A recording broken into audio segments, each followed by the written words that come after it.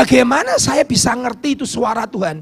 Ternyata di sekitar kita tuh banyak noise. Saya pakai istilah noise. Saya pakai istilah adalah berisik. Dalam hidup kita hanya butuh satu patah kata. Sepatah kata yang dari Tuhan itu mampu mengubah hidup kita selamanya. Yang percaya katakan amin. Saudara, Alkitab berkata manusia hidup dari roti, tapi Alkitab berkata juga manusia hidup dari setiap firman yang keluar dari mulut Tuhan. Dan itu penting sekali dalam hidup kita. Jadi kita tidak hanya hidup dari roti saja. Karena kita hidup di dunia ini, kita butuh roti, kita butuh nasi, kita butuh uang, kita butuh pekerjaan. Tapi manusia bukan hidup dari roti saja. Kita berkata, bukan dari roti saja, tapi dari setiap firman yang keluar dari mulut Tuhan. Artinya bukan manusia tidak boleh bekerja, manusia tidak boleh makan roti, tapi Tuhan berkata bukan hidup dari roti saja. Betul ya? Alkitab berkata artinya ada makanan yang lain yang kita harus makan, saudara. Yaitu apa? Kebenaran firman Tuhan. Yaitu apa? The spoken word, perkataan Tuhan dalam hidup kita. Biar pagi hari ini saudara berdoa datang kepada Tuhan. Tuhan bicara dalam hidupku, sepatah kata dari hambamu, dan itu mampu mengubah hidup kita selamanya. Yang percaya katakan amin. Mari saudara kita lihat bersama-sama Ulangan pasal 6 ayat yang keempat. Saya ingin coba sampaikan firman ini. Saya mau kasih landasan dulu. Apa yang harus menjadi sebuah ketetapan kerinduan Tuhan dalam hidup kita. Kita baca bersama-sama supaya saudara tidak ngantuk. Ulangan 6 ayat 4. Alkitab berkata, dengarkanlah 3-4. Dengarkanlah apa? Hai Israel, Tuhan itu Allah kita, Tuhan itu Esa. Saudara, kalau saudara membaca ayat ini di Ulangan 6 ayat yang keempat, dengarkanlah hai Israel. Saudara melihat perang kemarin yang terjadi pada saat Israel menghadapi Hamas dan segala macam. Ada seorang anak kecil, dia mengucapkan Shema Israel. Dia ucapkan ayat ini. Dia menyenandungkan dalam sebuah pujian, dan dia berkata, dengarkanlah hai Israel, memakai bahasa Ibrani. Dan ayat ini adalah ayat yang penting, tonggak buat negara, tonggak buat iman kepercayaan orang Yahudi.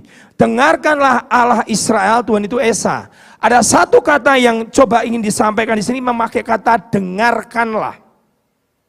Saya kasih fondasi ini supaya saya bisa masuk poin yang kedua dan ketiga. Saudara perhatikan baik-baik, dalam hidup kita ternyata cara kita mendengar itu penting sekali.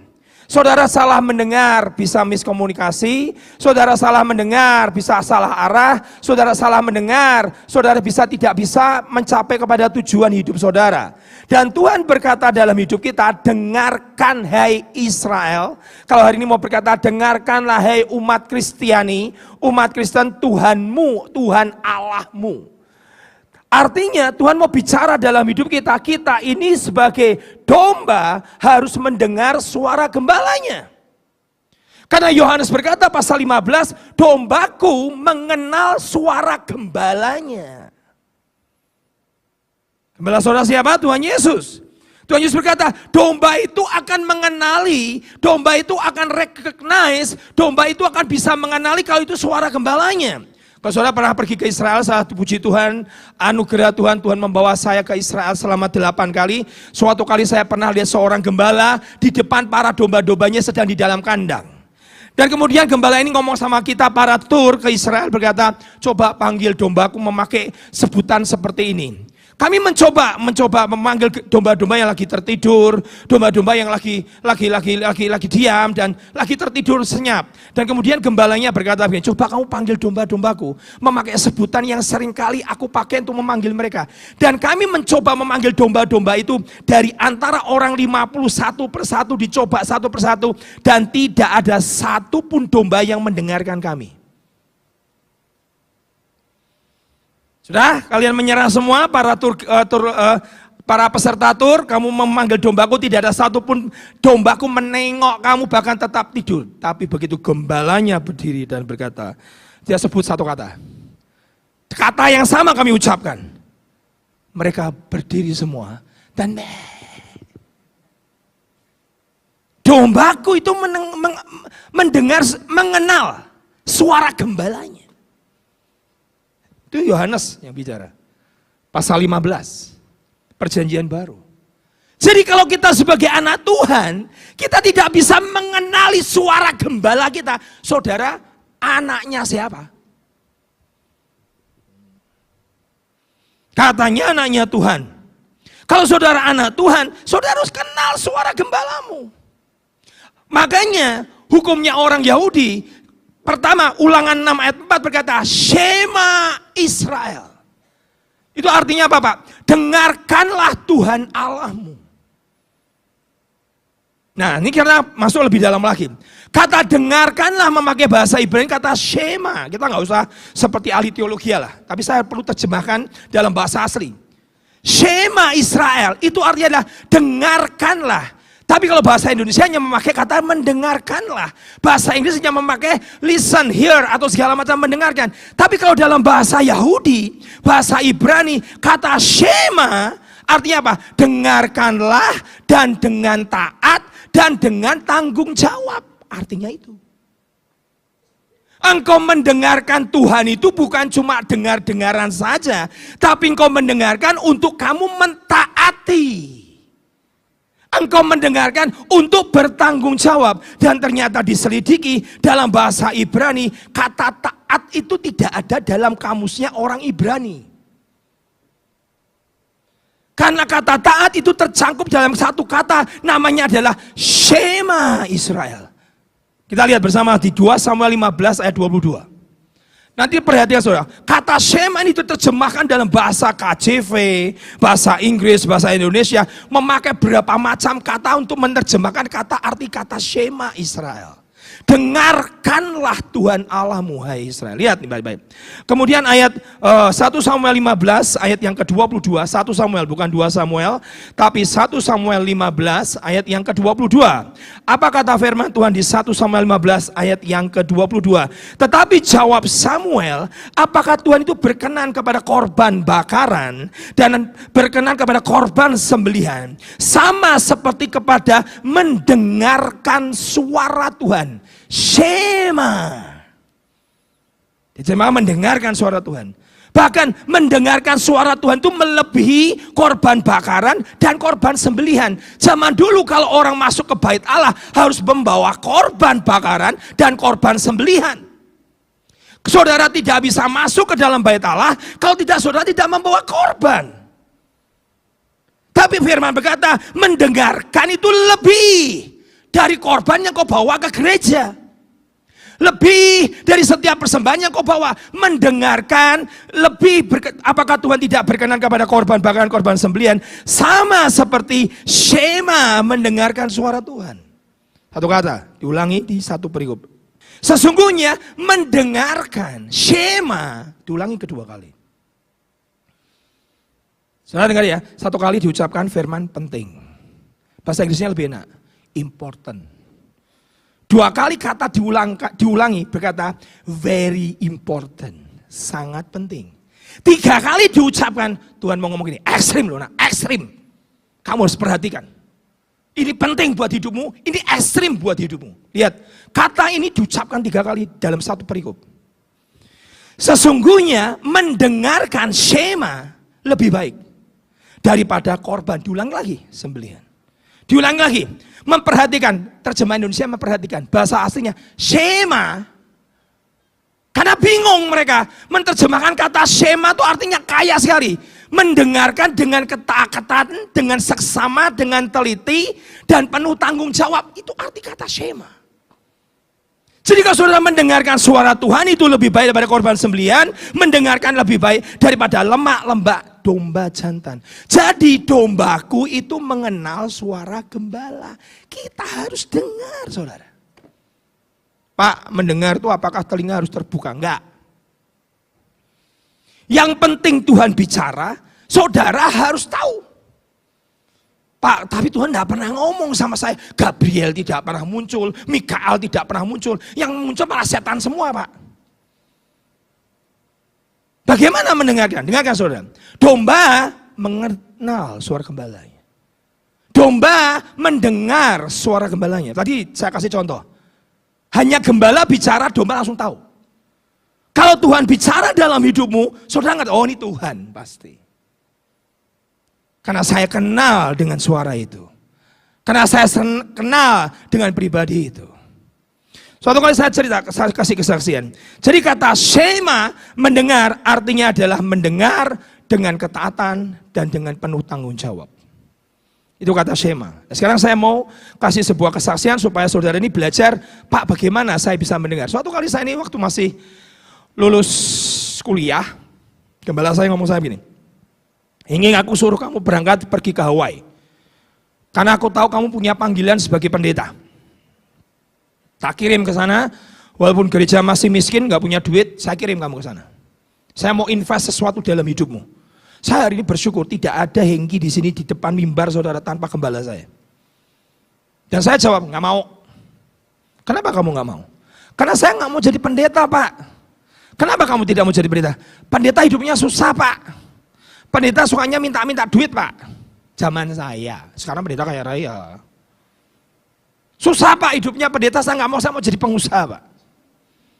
Terus, kenapa nggak mau jadi pendeta? Karena saya lihat banyak anak pendeta nakal-nakal, Pak. Zaman itu saya lihat anak-anak pendeta hidupnya nakal-nakal. Kenapa? Karena dia lihat hidupnya sudah menderita, papa mamanya sudah korban begitu banyak, dianiaya sama jemaat.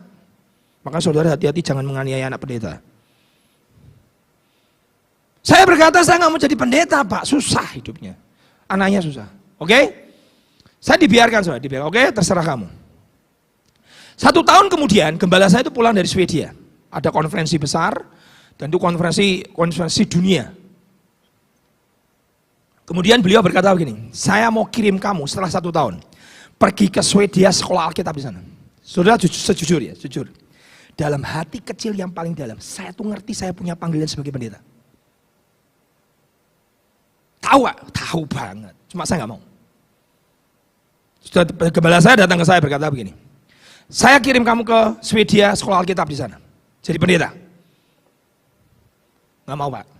Kenapa? Ya sudah alasan kemarin tuh, Pak, saya nggak mau. 1 tahun yang lalu. Tiba-tiba gembala saya ngomong gini, kenapa kamu yang memutuskan? Apakah kamu lebih tahu hidupmu dibandingkan Tuhan tahu hidupmu 10 tahun ke depan, 20 tahun ke depan, 30 tahun ke depan, 50 tahun ke depan? Tuhan lebih tahu dia Alfa, sudah ada sebelum dunia ada, betul? Dia Omega, dia sudah di ujung akhir hidup. Sekarang kita ini belum sampai ujung dunia, Tuhanmu sudah di sana. Jadi dari Alfa dan Omega, Tuhan tuh ngerti banget hidupmu. Kenapa kamu memutuskan hidupmu sendiri daripada kamu memutuskan keputusan Tuhan dalam hidupmu. Nah terus Bapak maunya apa? Doa puasa. Saya masuk doa puasa, masuk ke sebuah gua, satu tempat doa retreat di Taman Ungaran namanya Taman Getsemani, saya bergumul di situ. Saya doa puasa 3 hari 3 malam, saya cari Tuhan. Dan Shema, saya butuh Shema. Saya butuh suara Tuhan. Saya butuh voice, saya butuh suara yang bicara keluar dari mulut Tuhan. Entah melalui firman, entah melalui mimpi, entah melalui vision. Saya butuh Tuhan bicara dalam hidup saya. Masuk doa puasa, singkat cerita, 3 hari, hari pertama saya nggak temu apa-apa. Hari kedua saya baca Alkitab, bongkar Alkitab. Kenapa Alkitab tidak berbicara dalam hidup saya? Kenapa firman tidak berbicara cukup kuat dalam hidup saya? Saya bongkar lagi. Dan sampai hari ketiga saya berkata, Tuhan hari ketiga Tuhan tidak bicara melalui mimpi, melalui vision, melalui firman, melalui Tuhan bicara. Gabriel muncul kayak, Mikael muncul kayak, atau ayam berkokok kayak, kalau Debil yang bicara kayak. Pokoknya kalau Tuhan tidak bicara melalui segala macam cara, saya tidak mau jadi pendeta.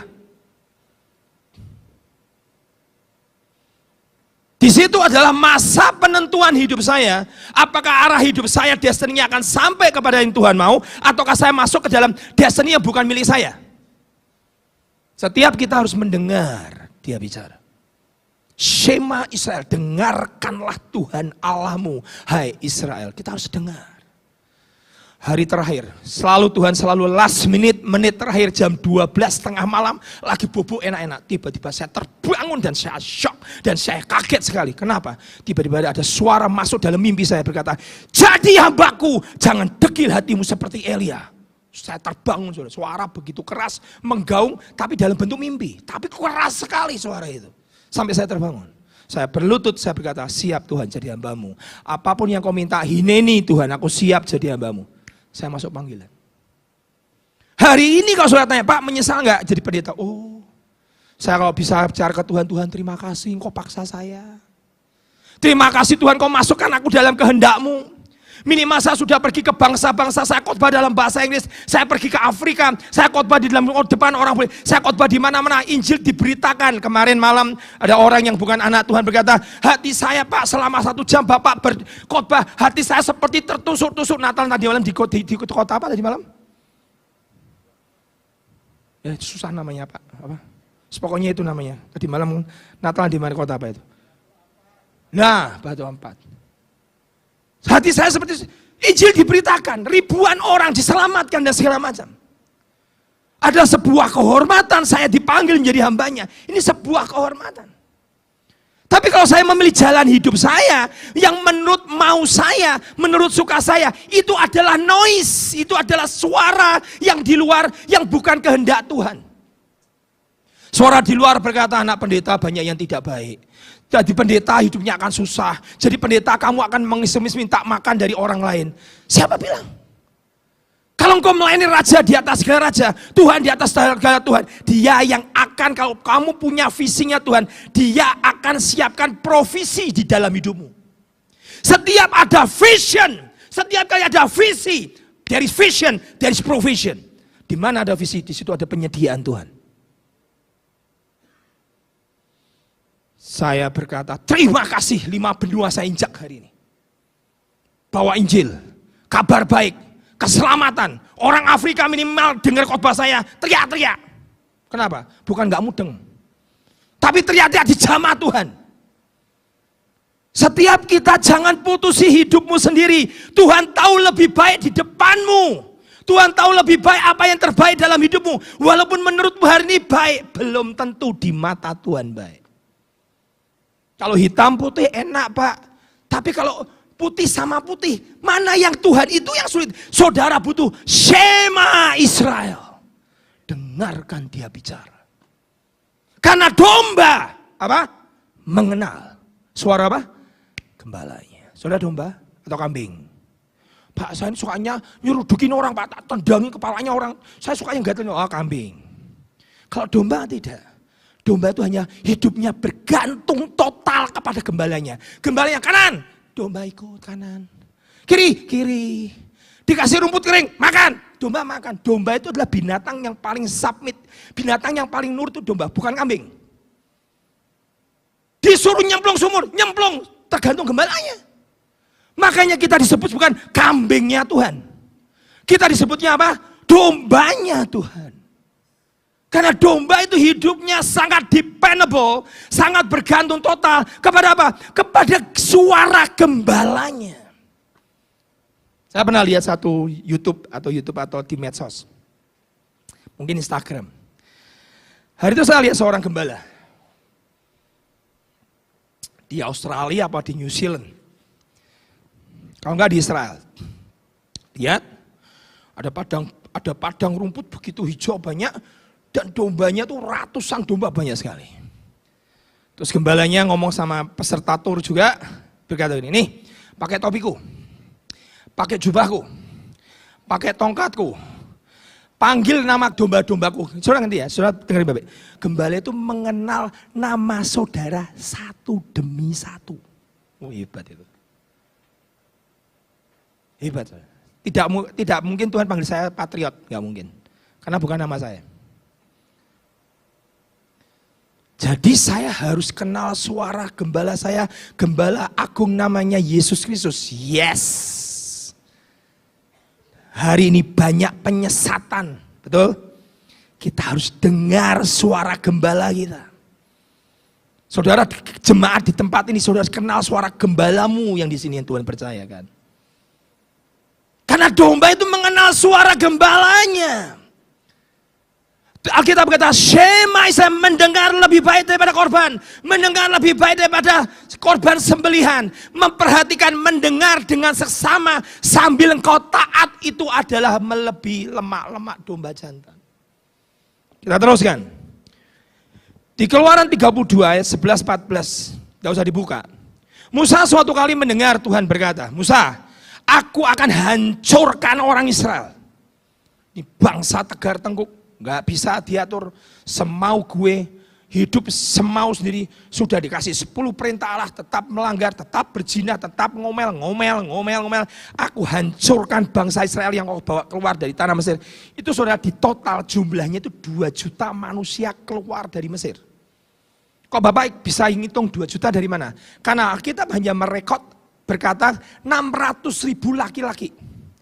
Gereja hitung jumlah perempuan lebih banyak. Betul Bapak Ibu?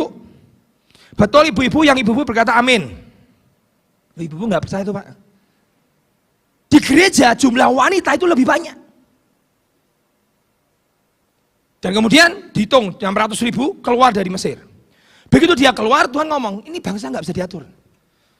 Diomongin nggak bisa, kerjaannya berzina, kerjaannya hidupnya ngomel, minta air, minta makan, minta ngomel, minta air, minta makan. Ini diajarin ngomong nggak bisa semua ini.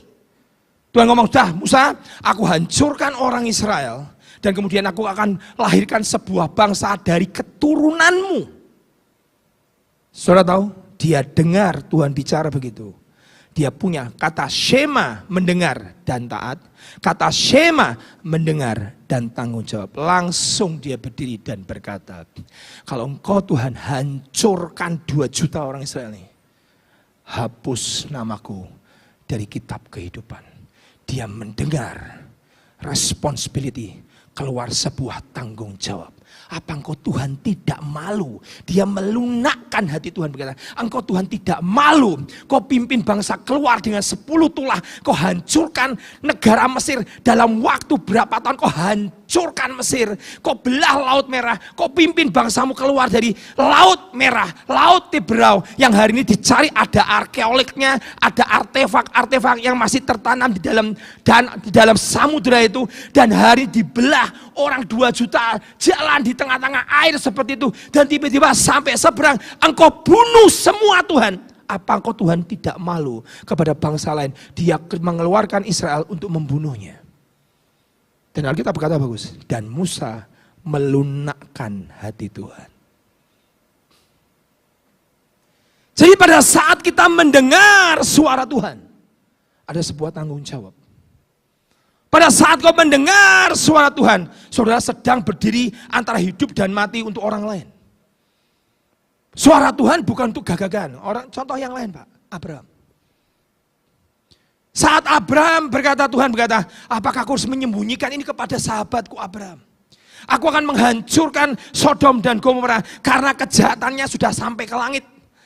Karena kedurjanaannya, kejahatannya sudah mencapai puncak, cawannya sudah penuh. Bangsa Sodom dan Gomora harus dihancurkan. Dan dia mengutus 2 malaikat turun untuk investigasi loh. Tuhan aja sampai investigasi, kirim 2 malaikat masuk ke kota Sodom dan Gomora. Dan Tuhan berkata, masihkah aku menyembunyikan perkara ini kepada sahabatku Abraham? Tidak. Dan Tuhan menjumpai Abraham. Dan berkata, Abraham, aku hancurkan Sodom Gomora. Dengar, saudara, dia mendengar Tuhan bicara. Dan Abraham bertanggung jawab. Shema artinya mendengar dan bertanggung jawab. Tuhan, masa engkau bunuh si Tuhan? Orang, kalau ada 50 orang benar di sana, kau hancurkan bangsa Sodom Gomora. Enggak Abraham, karena engkau Abraham, tidak. Oke Tuhan, maaf ya Tuhan, maaf. 45 orang benar Tuhan. Masakan kau hancurkan? Tidak Abraham, demi engkau aku tidak akan hancurkan. Maaf Tuhan, maaf. Saudara, hari itu Abraham dan Tuhan seperti tukang sayur. Tawar menawar.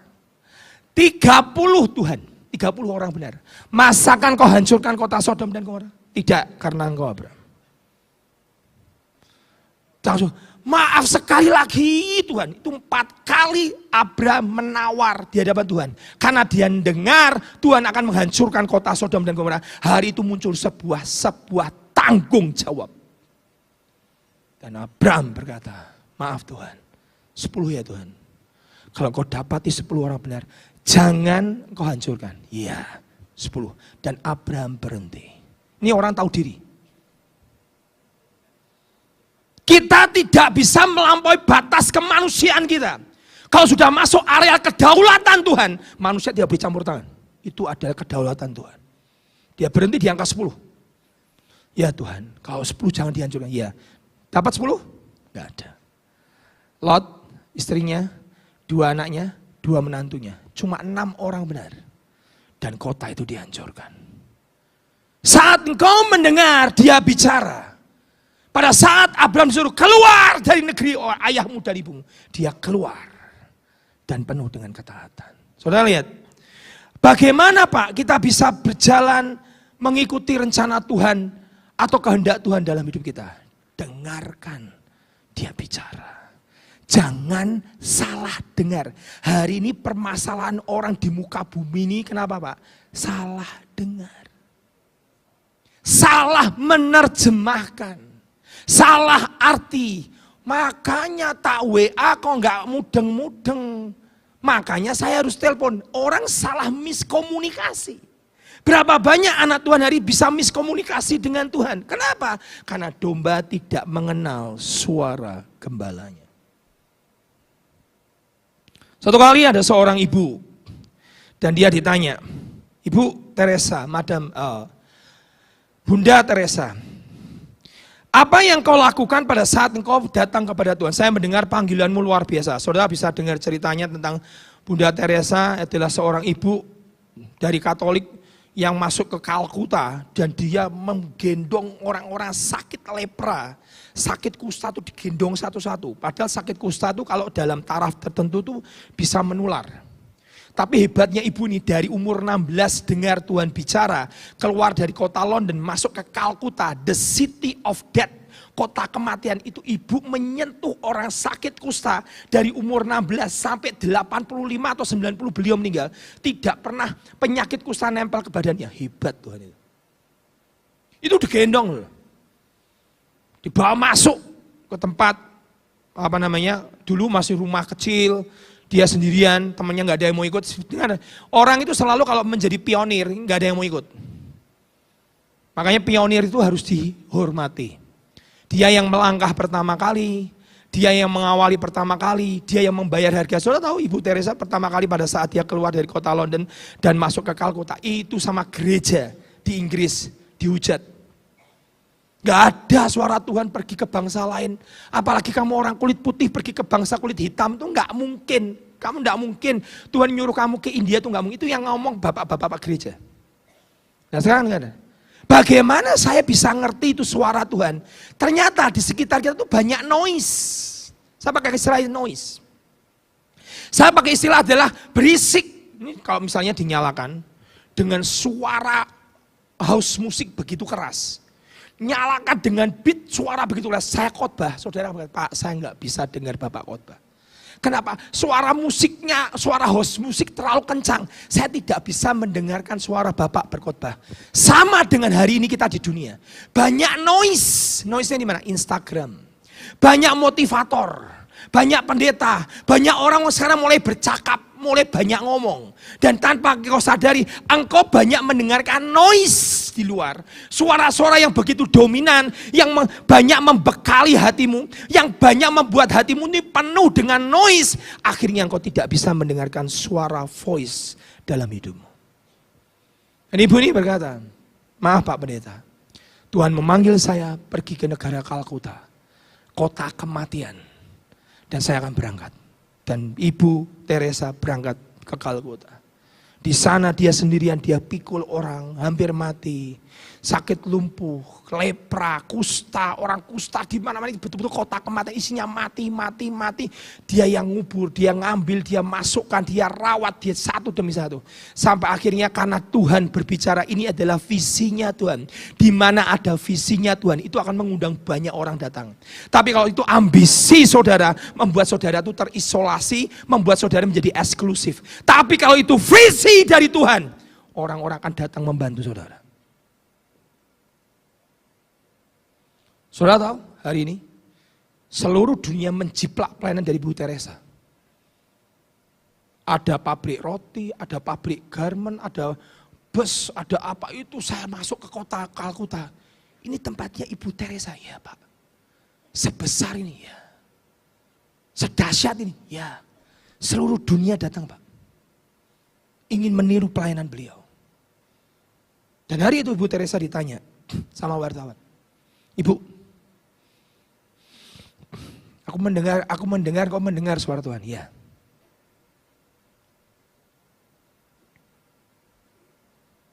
Terus dia tanya, kalau ibu berdoa, datang ke Tuhan, ibu ngomong apa sama Tuhan?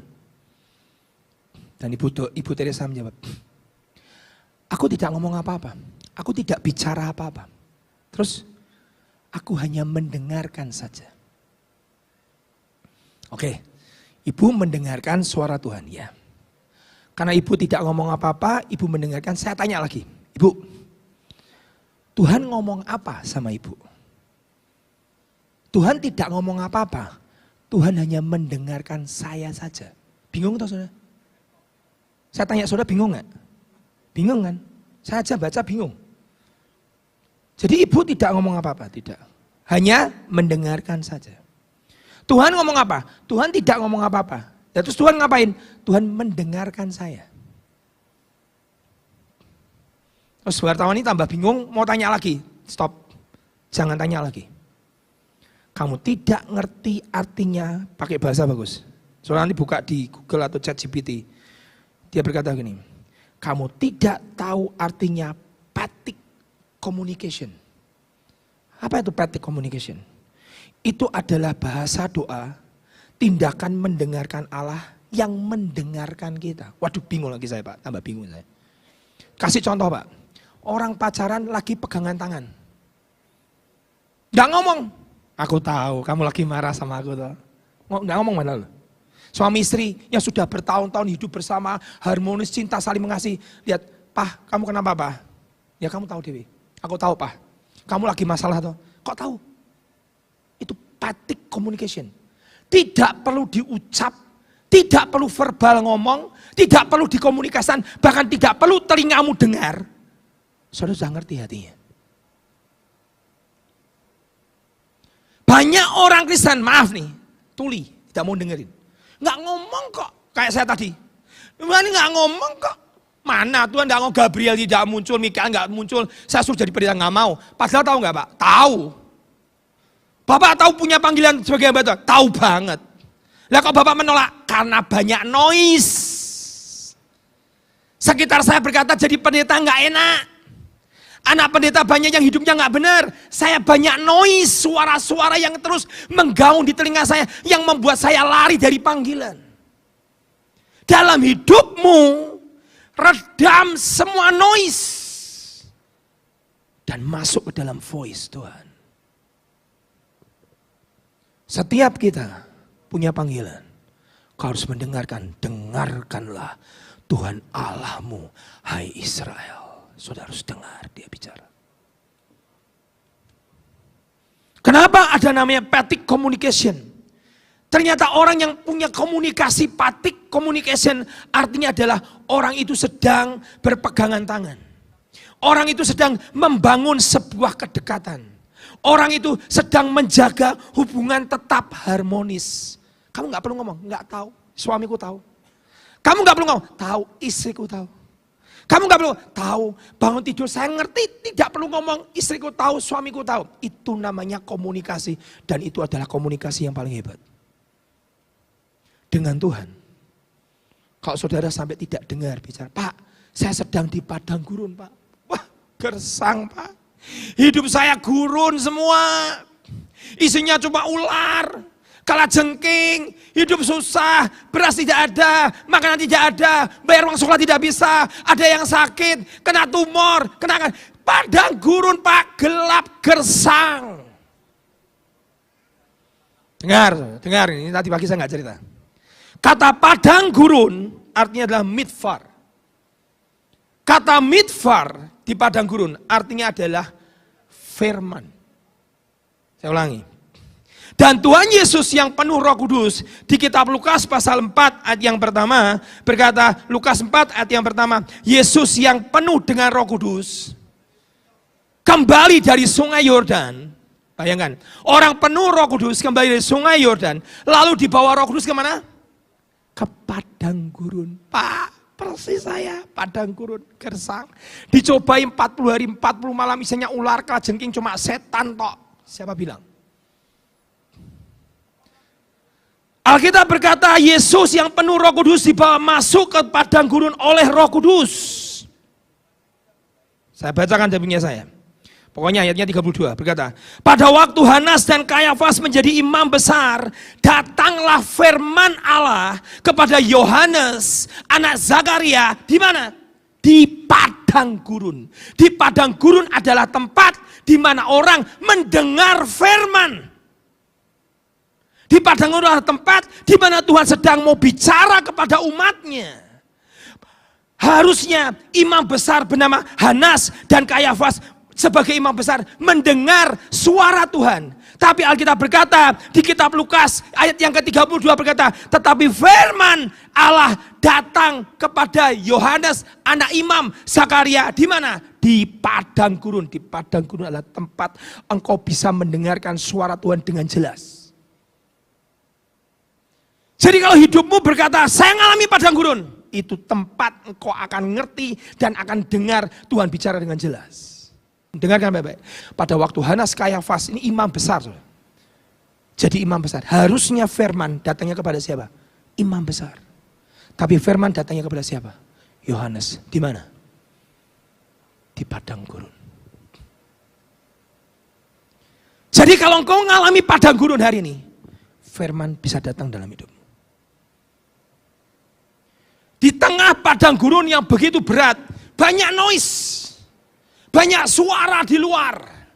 Desisan ular, desisan kalajengking, semua badai, semua gunung sahara, semua sedang bicara. Tapi di padang gurun, lihat datanglah firman kepada siapa? Yohanes. Yohanes itu anak imam. Tapi Yohanes tidak pernah besar di lingkungan bait Allah. Yohanes besar di mana? Di padang gurun. Makanya apa? Makanya adalah madu hutan dan belalang. Firman tidak pernah datang kepada imam besar. Datang kepada orang di padang gurun. Kalau engkau melewati padang gurun dalam hidupmu hari ini, dengar baik-baik. Dia Tuhan siap bicara dalam hidupmu. Dalam hidupmu kadang kau gak perlu klarifikasi. Gembala saya lalu ngomong, kalau kamu difitnah orang, jangan pernah klarifikasi. Kenapa? Biarkan buah hidupmu itu lebih berbicara daripada ucapanmu. Buah lebih keras bicaranya daripada ucapanmu. Karena buah membuat orang akan terdiam. Dalam hidupmu, jangan banyak ngomong. Pakai apa? Biarkan buah berbicara. Tapi kalau buahmu tidak berbicara, engkau perlu bertanya. Jangan-jangan saya salah mendengar dia bicara. Hari ini saya mau berkata kepada saudara, dimanapun kau berada, dengarkanlah Tuhan Allahmu. Tuhan itu Esa. Domba mengenal suara gembalanya. Dengarkan. Shema Israel. Adonai Elohim. Tuhan Allahmu Yesus Kristus. Tuhan itu adalah Tuhan yang Esa. Dia berbicara dalam hidupmu hari ini.